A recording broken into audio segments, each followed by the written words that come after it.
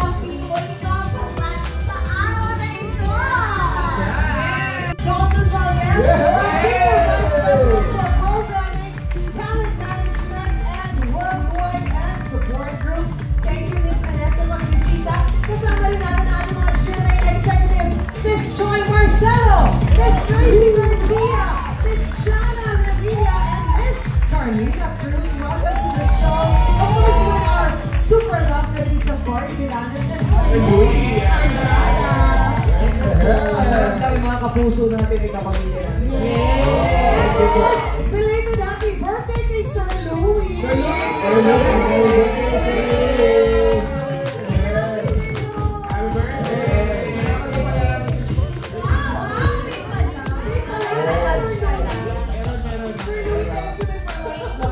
Thank you!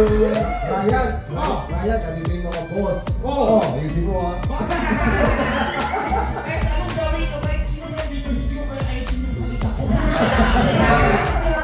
Tanggap ka namin kung ano ka. Yes! We love you, Ryan.